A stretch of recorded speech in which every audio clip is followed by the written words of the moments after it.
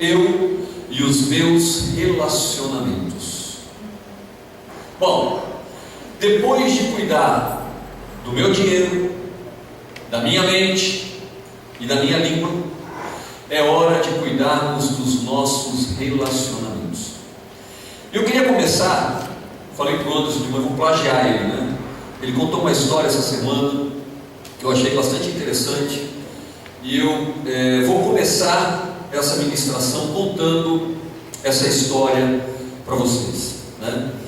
Um samurai, já um samurai antigo, de longa data, tinha lá os seus discípulos, e ele treinava na arte da espada, né, os seus discípulos e tudo, já há bastante tempo, quando uma pessoa resolveu desafiar este samurai.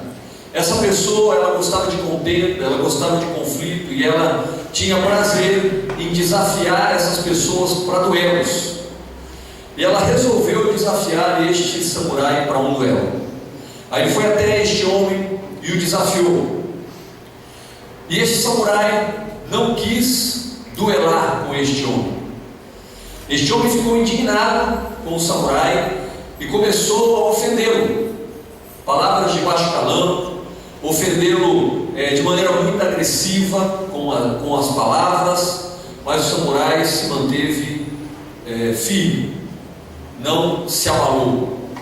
Bom, como não conseguiu, não teve êxito, então ele começou a ofender a sua esposa. Ele falou mal da sua esposa, ofendeu a sua esposa, mas ele continuou íntegro no seu posicionamento. Como não adiantasse, continuou a ofender agora os seus familiares, os seus filhos, a sua família, com palavras pesadas, com ofensas duras, com uma agressividade muito grande, mas ainda assim aquele samurai não se abalou. Aí, como já estivesse cansado da situação, foi lá e começou a ofender os seus discípulos. E os seus discípulos iam sair no tapa já queriam resolver a situação. E o samurai disse para eles: não façam nada, fiquem como vocês estão, porque não é esse o propósito, não é esse o caminho. Os discípulos, enfurecidos, obedeceram o samurai, e este homem, depois de ter tentado de tudo, foi embora frustrado, sem conseguir o seu duelo. Quando ele saiu, os discípulos deste samurai chegaram para ele e falaram: como você não nos defendeu? Você não defendeu a sua esposa, você não defendeu os seus filhos, você não defendeu a nós que estamos aqui há tanto tempo com você. Como você pôde deixar que ele falasse tudo o que ele falou sem fazer absolutamente nada? Aí o samurai fez uma pergunta para os seus discípulos. Ele perguntou o seguinte: se alguém vem te dar um presente e você não aceita esse presente, o que é que essa pessoa tem que fazer? Aí os discípulos pensaram e responderam: ele tem que levar o presente embora. Pois bem, este homem veio aqui com um presente para mim. Todo o lixo, toda a podridão, toda a mágoa e amargura do seu coração ele queria me dar, mas eu não aceitei. Então ele teve que levar embora o que ele trouxe. É interessante o fato de que nós parece que estamos aceitando todo tipo de presente. Nós não temos selecionado nem feito escolhas, estamos aceitando tudo quanto é tipo de presente que as pessoas vêm nos dar. Se elas nos ofendem, nós recebemos. Se elas nos magoam, nós recebemos. Se elas falam algo a nosso respeito, nós recebemos. Sabe o que é pior? Nós guardamos num lugar tão escondido dentro do nosso coração que nós não conseguimos arrancar de dentro. Nós não temos que aceitar estes presentes. E infelizmente os relacionamentos estão em crise por causa disso. Infelizmente os relacionamentos estão passando por sérios problemas, em todo tipo de relacionamento, porque nós não compreendemos relacionamento segundo a palavra de Deus. Mas nós não podemos nos esquecer que a nossa vida é formada de muitos relacionamentos. Nós nos relacionamos com famílias, com amigos, colegas, vizinhos, até estranhos. Nós nos relacionamos, fazem parte do nosso dia a dia, dos relacionamentos que cultivamos dia a dia. E muitas vezes nós tentamos, então, para não ter, não nos ferir, não nos magoar, sabe o que a gente faz? A gente tenta se isolar. Primeiro grande equívoco, porque Provérbios capítulo 18, versículo 1 diz assim: busca satisfazer o seu próprio desejo aquele que se isola, ele se insurge contra toda a sabedoria. Então, quando você tenta se isolar, você está insurgindo-se contra a verdadeira sabedoria. Quando você tenta se isolar, você procura satisfazer o seu próprio desejo. Aí você pensa assim: puxa vida, isolar não é uma boa escolha. Aí você resolve se expor. Então você vai se relacionar com todo mundo, vai se expor para todo mundo, e você se esquece que existe também um provérbio 25, versículo 28, que diz assim: como a cidade derrubada, sem muro, assim é o homem que não pode conter o seu espírito. Bom, então nós não podemos nem nos isolar e nem nos expor, porque se nos expomos demais, nós ficamos vulneráveis. É isso o que este provérbio está dizendo. Você fica vulnerável, você não consegue se controlar, você não consegue se conter, e você acaba literalmente colocando os pés pelas mãos. Este é o problema de relacionamento. Então nós não podemos nos isolar, nos afastar de todo mundo, virarmos um ermitão, mas por um outro lado não podemos nos expor, abrir o nosso coração para todo mundo, de todas as maneiras, porque isso também faz com que a gente se dê mal. E o maior exemplo para nós do que diz respeito a relacionamento é Jesus. Jesus mostra como é o equilíbrio do relacionamento. Jesus se relacionava com publicanos e com pecadores, mas ao mesmo tempo comia com fariseus e ainda recebia prostitutas. Se você ler Lucas capítulo 7, você vai ver estas figuras todas aparecendo. Os fariseus o criticavam por ele estar com publicanos e pecadores, mas ainda assim o fariseu o convida para ir na sua casa, e Jesus vai na casa deste fariseu, exorta este fariseu, e no meio do almoço talvez, chega uma mulher, uma prostituta, e essa mulher se joga aos pés de Jesus, e Jesus, da mesma forma que ele estava ministrando aos fariseus, agora ele se volta para aquela mulher, ele perdoa aquela mulher, ele resgata aquela mulher, porque ele não faz acepção de pessoas. Ele pode estar com um e pode estar com outro, mas ele atende a todos, da maneira que cada um precisa ser ministrado, da maneira que cada um precisa ser atendido, mas Jesus está ali, o tempo todo, cuidando e preservando bons relacionamentos. Jesus era uma pessoa que gostava muito de se relacionar. Ele se relacionava com as crianças, ele se relacionava com essas pessoas que eu disse para vocês agora que ele se relacionava. Ele atendia a todos, ele era acessível, ele ensinava, ele comia junto, ele, nas suas caminhadas, sempre tinham multidões que o acompanhavam, mas os seus discípulos estavam ali. Nos momentos de alegria, os seus discípulos estavam com ele, como no Monte da Transfiguração. Nos momentos de tristeza, os seus discípulos também estavam com ele. Tudo bem, estavam dormindo, mas estavam lá, como no Getsemane. E o único momento em que Jesus ficou só foi quando ele estava naquela cruz. E naquela hora, nem eu, nem você poderíamos estar ali com ele. Era algo preparado para ele. Mas ele cumpriu a sua missão e ele se relacionou como temos que nos relacionar. Ele nos ensinou. Ele nos ensinou, Ele ensinou este caminho para os seus discípulos. E Paulo, que entendeu perfeitamente como foi que Jesus ensinou a eles, ele vai transmitir este recado. Ele vai ensinar à igreja de Romanos como eles devem se relacionar, como devem ser os relacionamentos da igreja. Abram suas Bíblias em Romanos capítulo 12, versículo 9 até o versículo 21, porque ali estão contidos todos os detalhes de como deve ser um relacionamento saudável que glorifique o nome do Senhor Jesus. Romanos capítulo 12, dos versículos 9 a 21.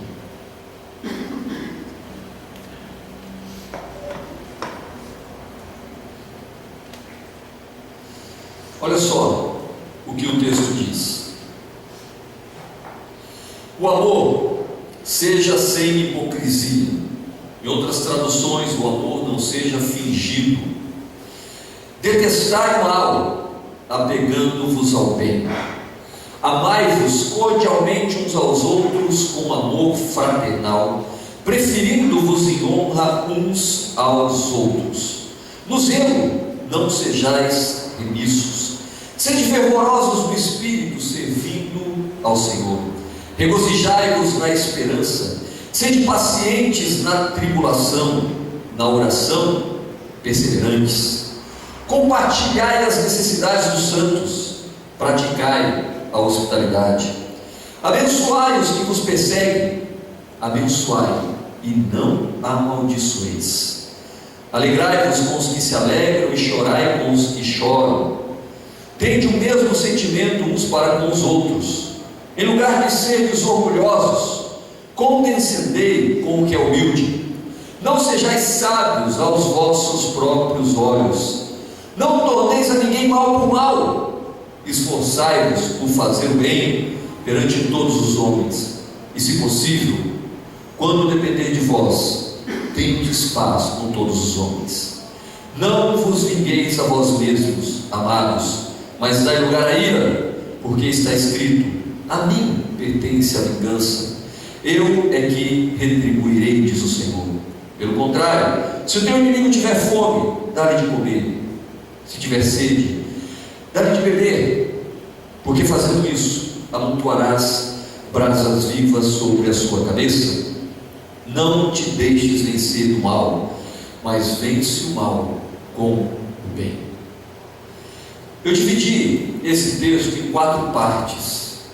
2 delas nós vamos falar hoje, e 2 delas nós vamos falar na próxima semana. Hoje nós vamos falar do amor não fingido, e vamos falar também da atitude eficaz nos relacionamentos. Na semana que vem nós vamos falar do sentimento correto e da busca perfeita. Tudo isso apontando para relacionamentos, tudo isso apontando para pessoas, tudo isso apontando para o nosso dia a dia, porque todos os dias nós estamos nos relacionando.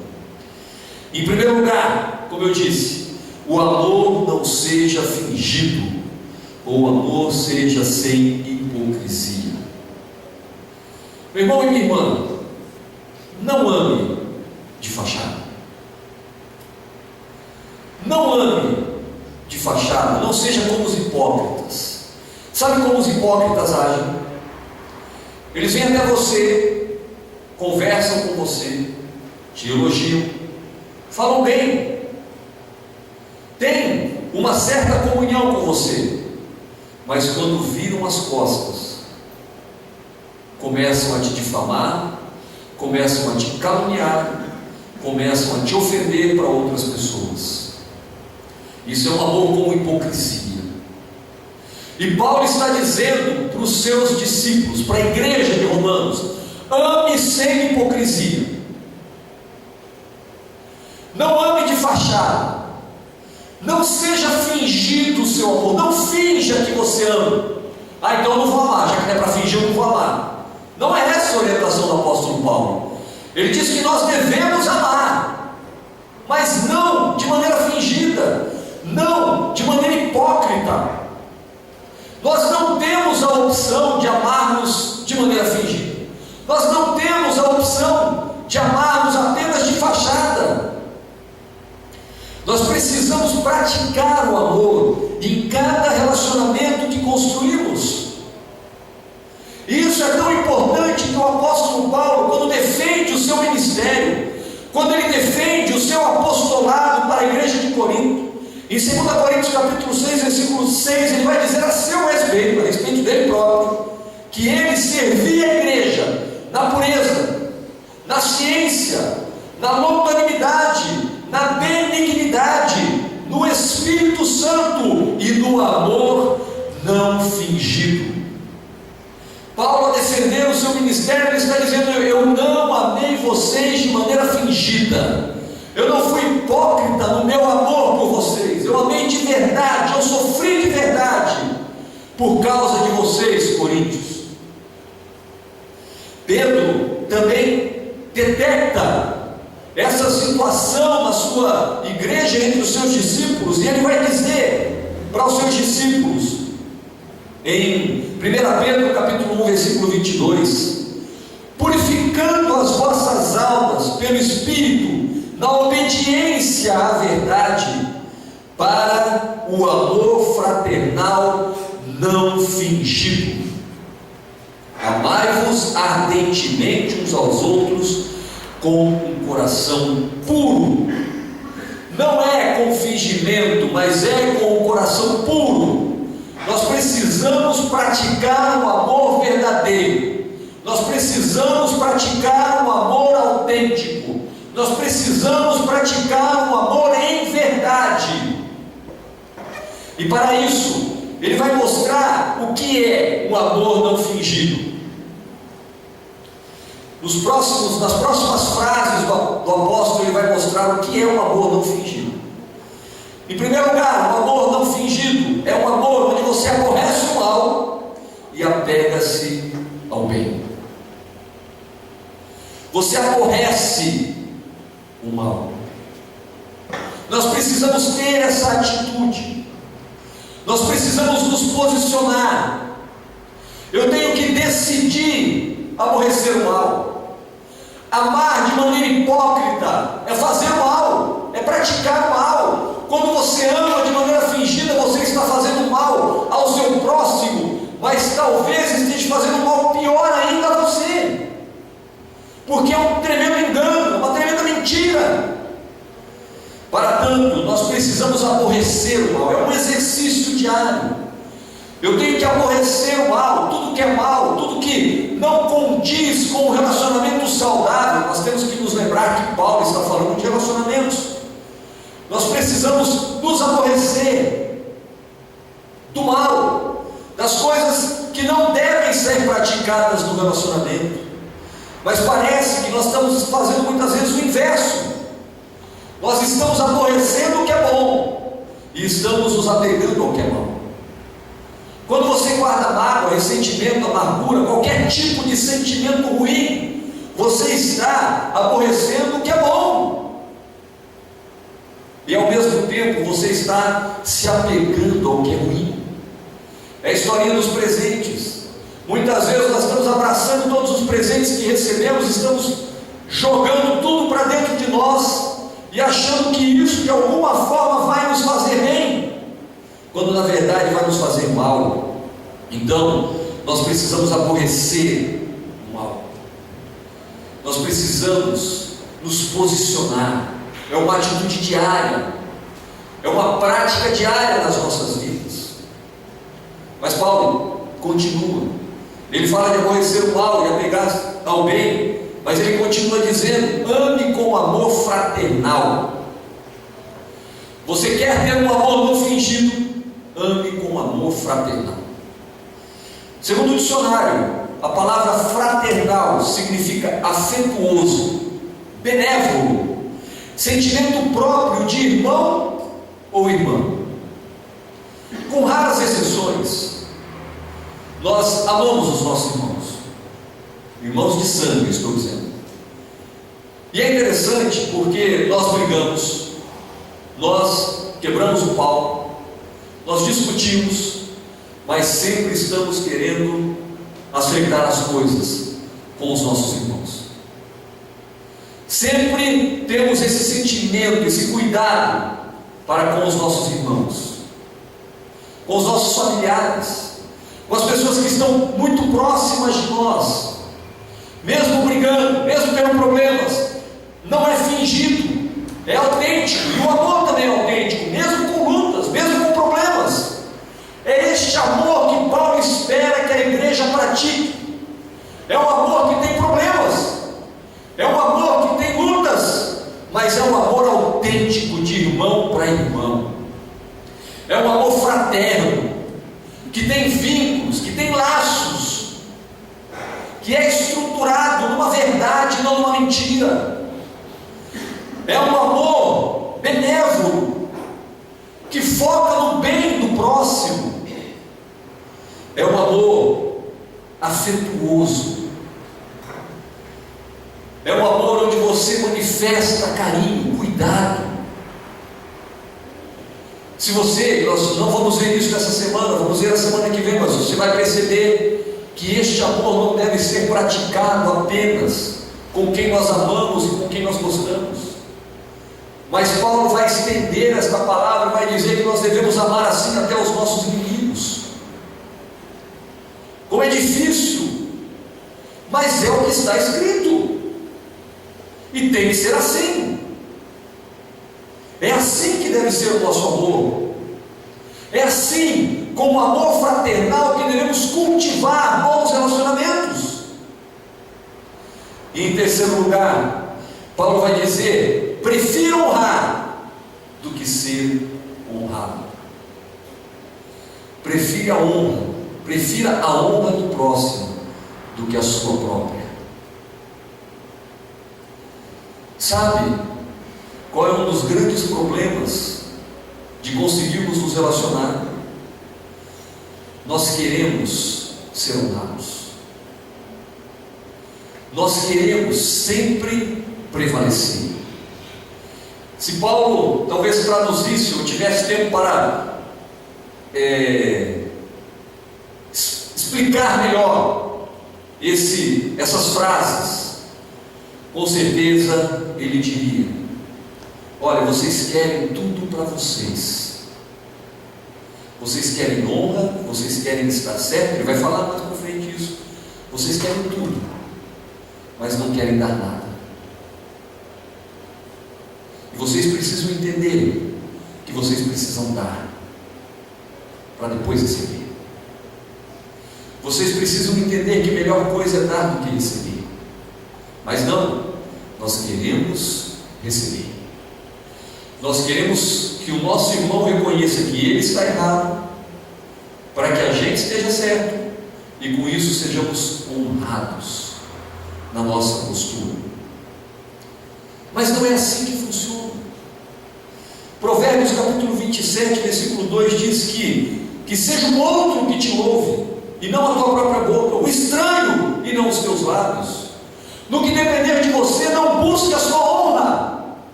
Abra mão dela. Para que você tenha bons relacionamentos, você precisa abrir mão da sua honra, para poder honrar o seu próximo.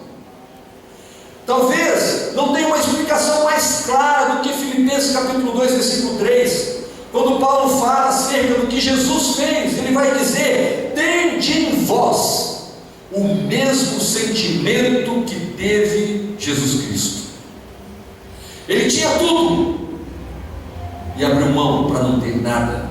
Ele era tudo, abriu mão para ser um servo. Ele podia tudo, abriu mão para morrer numa cruz. Ele mostrou o sentido inverso do que nós estamos acostumados. Nós queremos ter tudo, nós queremos ter razão, nós queremos prevalecer, nós queremos no relacionamento estar certos. Mas não é assim que relacionamentos se sustentam. Não é dessa forma que os relacionamentos vão prevalecer.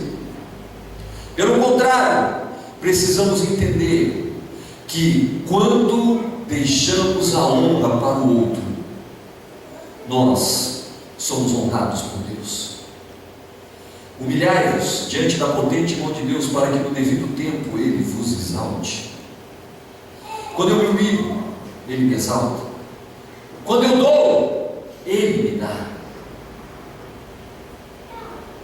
O problema é que nos relacionamentos, a nossa atitude, nós vamos ver agora isso, não é uma atitude eficaz. As nossas ações normalmente vão na nossa direção e nunca na direção do próximo. Por essa razão, Paulo vai falar da atitude eficaz. Que a nossa atitude, que a atitude da igreja seja uma atitude eficaz. Olha só, nos relacionamentos precisamos amar. Amor exige atitudes práticas. Eu canso de dizer isso nas reuniões de casais. Amor não é sentimento. Amor é atitude. Amor é atitude.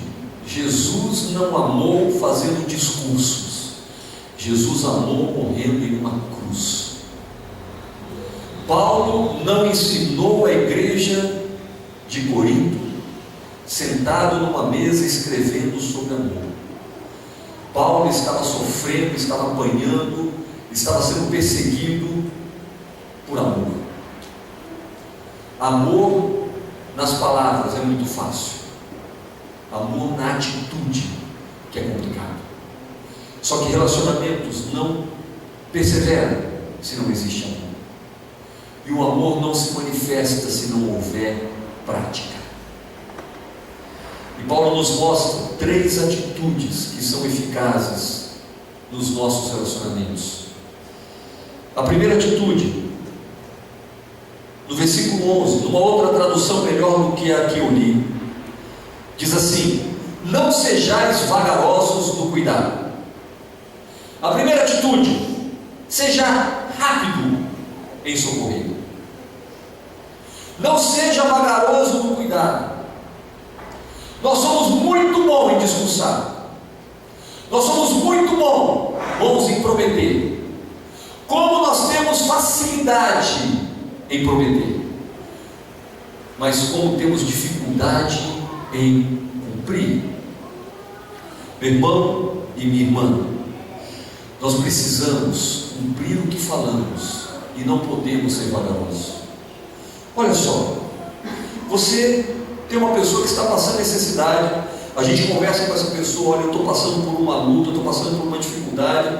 Aí você chega para essa pessoa e fala assim: não, pode ficar tranquilo, a gente vai ver o que pode fazer por você, a gente vai ajudar você. Aí ele chama os outros irmãos, conversa com os irmãos, acertam de fazer alguma coisa para o irmão, passa mais 2, 3 semanas, enfim, vai passando o tempo. Quando o irmão resolve o problema, aí você vai lá chegando, tentando ajudar ele.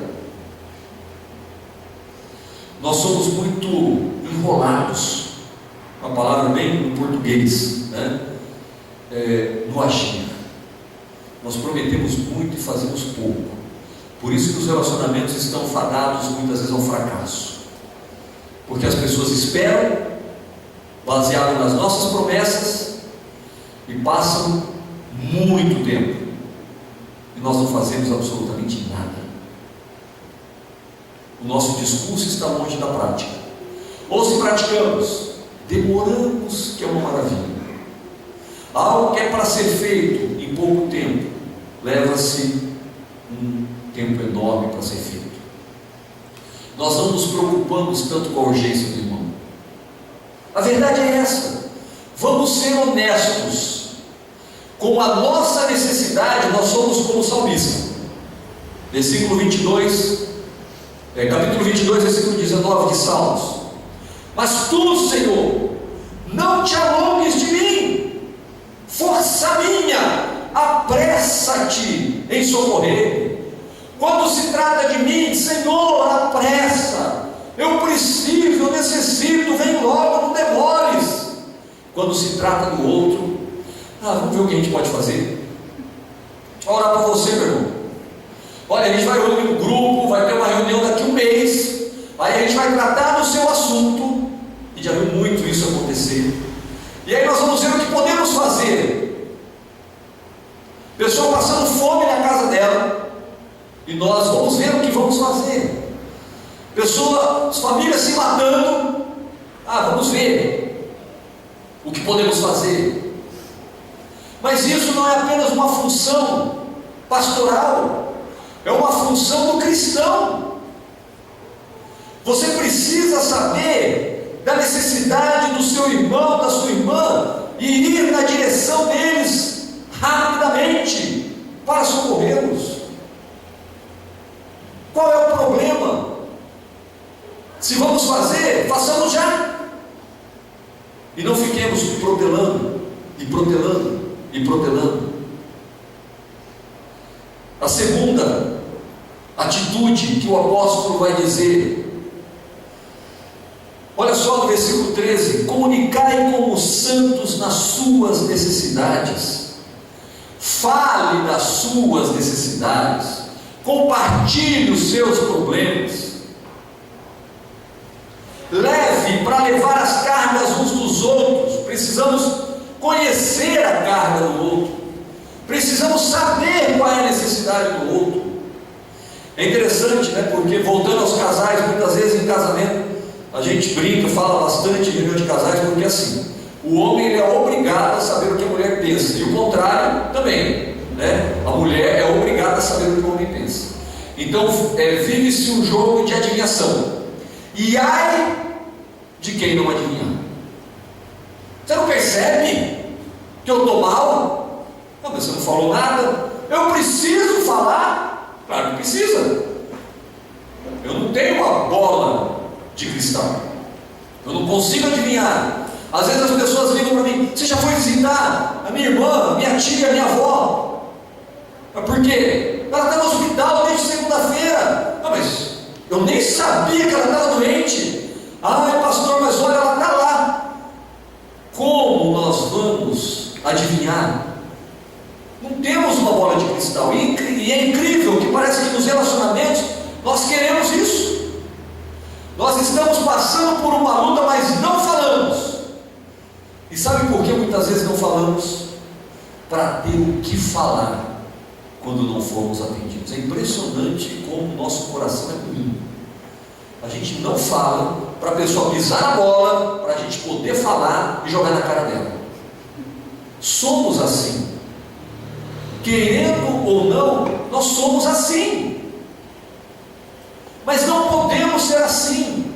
Nós precisamos compartilhar, precisamos falar dos nossos problemas. Hoje de manhã aconteceu um fato interessante, já peguei de gancho de manhã, vou citar agora à noite.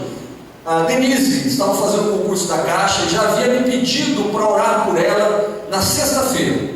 Então chegou de manhã a Carmen, na hora da oração, pediu, orou pela Denise. Aí o Ed me chamou lá, enquanto o louvor estava tocando, ele me chamou e falou assim: olha, o Gabriel e mais algumas pessoas vão fazer este mesmo concurso. Eu falei: tudo bem, Ed, então depois, quando eu for pregar, eu oro por eles, né? E assim foi feito. Mas muitas vezes a gente podia pensar assim: orou pela Denise, não orou pelo meu filho, por que não orou? E aí vai crescendo aqui, porque não falou. E muitas pessoas são assim, não falam e depois exigem. Aí fica um jogo de como se a gente estivesse andando em ovos, pisando em ovos. Porque parece que qualquer coisa pode ferir o irmão, porque eu tenho que adivinhar o que ele está pensando. Eu tenho que adivinhar qual é o problema dele. Se eu não adivinhar, eu estou frito. Porque ele vai mais cedo ou mais tarde jogar isso na minha cara. Isso acontece muito.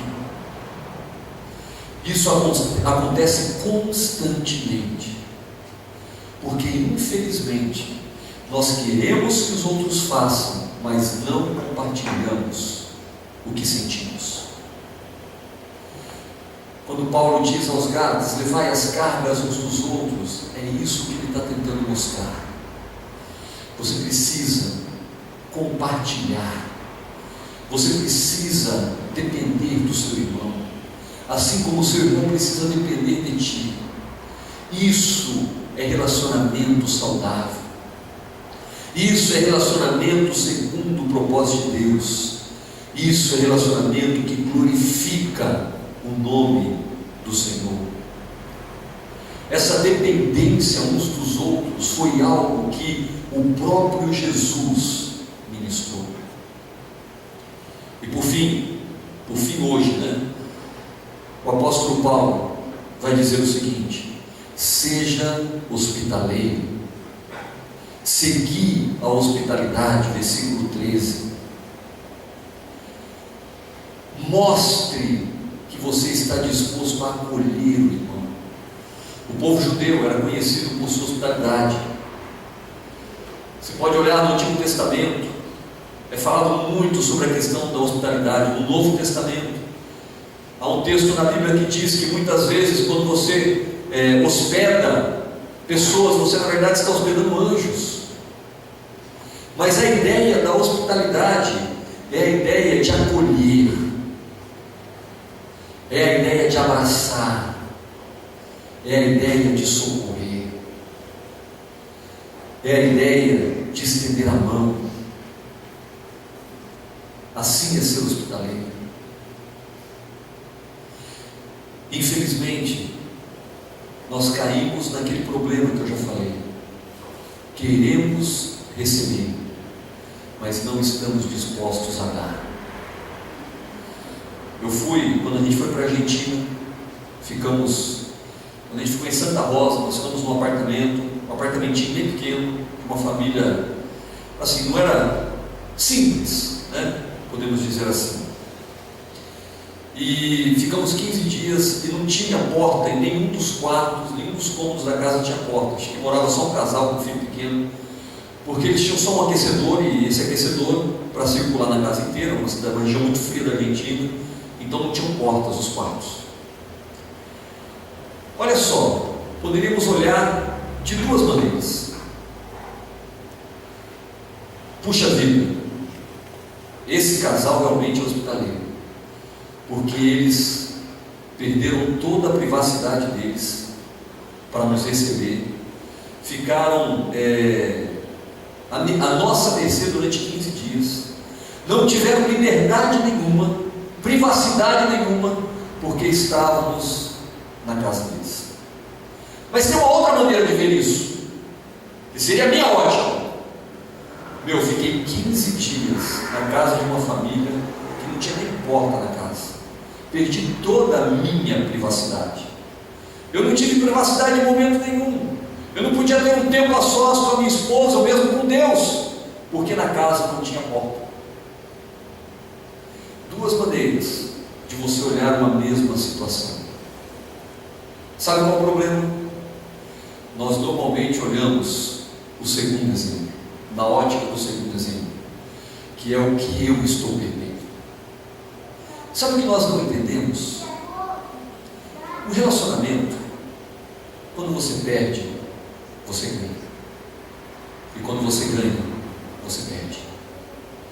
Você quer disputar, e Paulo vai falar exatamente isso mais à frente, nós vamos ver no domingo que vem. Você quer disputar, você sempre vai perder, mesmo que você ganhe.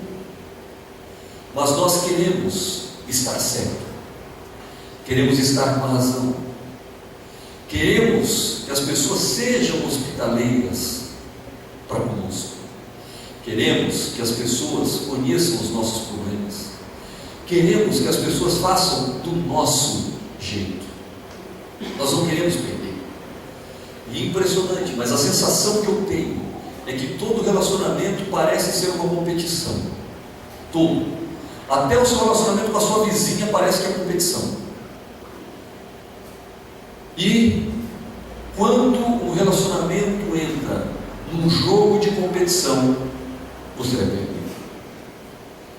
Nós precisamos entender definitivamente, meu irmão e minha irmã, que o relacionamento sadio é um relacionamento onde há renúncia, é um relacionamento onde há uma atitude em direção ao irmão. Que relacionamento é algo que eu dou, E se eu receber apenas de Deus, eu tenho que estar satisfeito, eu tenho que estar feliz. Eu achei muito bonito o gesto da Ju, hoje de manhã. Ontem eles tiveram, não chegou a ser uma discussão, um problema, enfim, uma situaçãozinha. Mas hoje de manhã, antes de começar o louvor, antes de orar, ela reuniu todo mundo e pediu perdão. Ontem à tarde, quando ela compartilhou comigo, ela estava falando, e eu falei para ela: olha, você precisa pedir perdão, porque não é uma disputa para saber quem está certo ou quem está errado. Ela não falou em momento nenhum que não. Eu falei: mas eu estou certa. Não, ela não falou isso. Mas quantas vezes nós falamos isso? Mas eu estou certo, eu vou pedir perdão. Eu estou certo, eu estou certo, eu estou certo, eu estou certo, eu estou certo, eu estou certo. Ele está errado, ele está errado, ele está errado, ele está errado e ele está errado. Então quem tem que pedir perdão é ele, e quem vai perder é você. Enquanto você está nesse jogo, você vai perder, e vai perder muito. Por isso, meu irmão e minha irmã, que a sua atitude seja uma atitude eficaz, seja uma atitude que aponte para a vontade de Deus. Eu quero concluir no versículo 11, voltando um pouco atrás. No zelo, não sejais remisos, sede fervorosos do Espírito, servindo ao Senhor. E o versículo 12: regozijai-vos na esperança, sede pacientes na tribulação, e na oração perseverantes.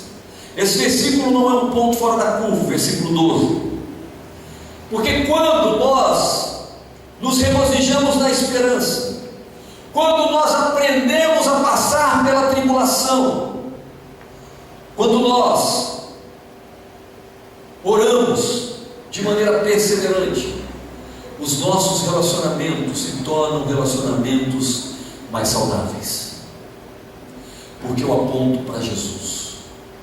Eu aponto para Jesus. Sabe qual é o seu erro e o meu erro? Nós apontamos para o próximo.